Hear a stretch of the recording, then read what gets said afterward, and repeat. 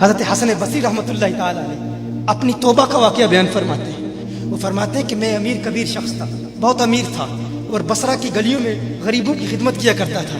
اچانک میں نے ایک حسین عورت کو دیکھ لیا اور میں اسے دیکھتا ہی رہ گیا۔ اس عورت نے مجھے کہا اما تشتہی، تجھے شرم نہیں آتی؟ میں نے کہا ممن، کس سے شرماؤں؟ اس نے کہا وہ جو آنکھوں کی خیانت کو دیکھتا ہے اور دلوں کے پوشیدہ رازوں کو جانتا ہے، تجھے شرم نہیں آتی؟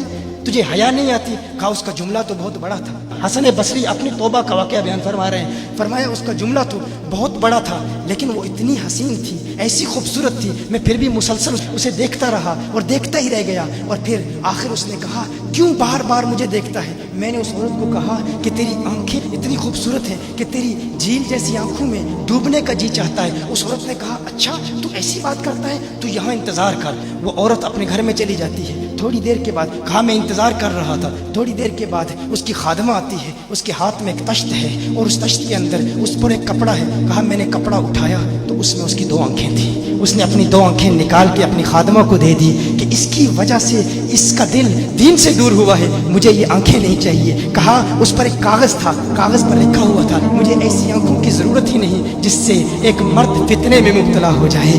میری بہنیں جو اس گفتگو کو سن رہی ہیں ان کی بارگاہ میں بھی عرض ہے، وہ بہنیں جو گھنٹوں آئینے کے سامنے کھڑی رہتی ہیں فقط اس نیت سے کہ اپنے بالوں کو یوں سنواریں کہ مردوں کو فتنوں میں مبتلا کرے، یا کسی دکان میں جا کر کپڑے خریدتے وقت ان کے ذہن میں فقط یہی خیال ہوتا ہے ایسے کپڑوں کا انتخاب کریں گی کہ جن سے مردوں کو فتنے میں مبتلا کریں گے۔ یہ بھی امت کی بیٹی ہے جس کی ایک ادا سے ایک شخص ولی کامل بن گیا، حسن بصری بن گیا۔ حسن بصری فرماتے ہیں جب اس کی آنکھیں دیکھی میں تحکم کھو بیٹھا، میں زار و قطار رو رہا تھا، روتے ہوئے میں گھر چلا گیا، پوری رات میں روتا رہا، پوری رات توبہ کرتا رہا، استغفار کرتا رہا۔ حسن بصری فرماتے ہیں فجر کی اذان سنی، اچانک خیال آیا اس عورت کا شکریہ تو ادا کروں کہ جس نے اپنی آنکھیں میرے لیے، میرے دین کے لیے، میرے ایمان کے لیے اور توبہ پر استقامت کی خاطر قربان کر دی۔ کہا میں اس کے گھر گیا، جو ہی اس کے گھر پہنچا تو ادھر اس کا جنازہ نکل رہا تھا، اس کی موت واقع ہو چکی تھی۔ کہا میں رات گھر آیا، میں رات سو گیا، میری آنکھ بند ہوئی، میں نے اس عورت کو خواب میں دیکھا۔ میں نے کہا کوئی نصیحت کر۔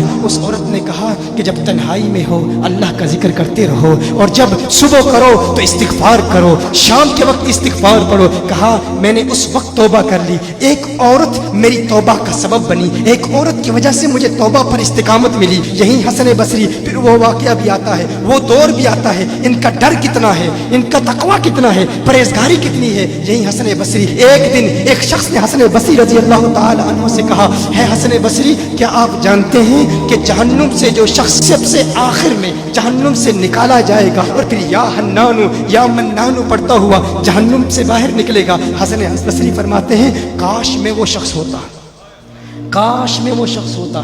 کہا گیا کہ جو جہنم سے سب سے آخر میں نکلے گا، ہزاروں سال جہنم میں رہے گا، یا حنانو یا منانو پڑھتا ہوا جہنم سے باہر نکلے گا۔ کہا کاش میں شخص ہوتا۔ انہوں نے کہا حضرت آپ کیا فرما رہے ہیں کہ آپ جہنم میں جانا چاہتے ہیں؟ آپ تو بزرگ ہیں، اللہ کے ولی ہیں۔ کہا تم میری بات نہیں سمجھے، وہ جو جہنم سے نکالا جائے گا کم از کم نکلنے کی ضمانت تو ہے، اس سے یہ تو پتا چل رہا ہے کہ ایمان پر موت واقع ہوگی، مجھے اپنے ایمان کی ضمانت نہیں ہے۔ میں نے اس لیے کہا کہ اگر مجھے یہ ضمانت بھی مل جائے کہ میں وہ ہوں تو وہ بھی مجھے قبول ہے، کم از کم ایمان تو سلامت لے کے جاؤں۔ میں کہتا ہوں اللہ فرماتا ہے خوف نہیں ہے، ڈر نہیں ہے، پھر فرماتا ہے یہ ڈرتے بھی ہیں، یہ ڈرتے بھی ہیں، لیکن ان کے ڈر اور ہمارے ڈر میں فرق کیا ہے؟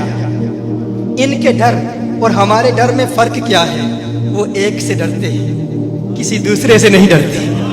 فرق کیا ہے؟ وہ ایک سے ڈرتے ہیں، ایک سے ڈرتے ہیں، کسی دوسرے سے نہیں ڈرتے۔ ہم اس ایک سے نہیں ڈرتے، اسی لیے ہر ایک سے ڈرتے۔ یہ فرق ہے، ہم اس ایک سے نہیں ڈرتے، اسی لیے ہر ایک سے ڈرتے ہیں۔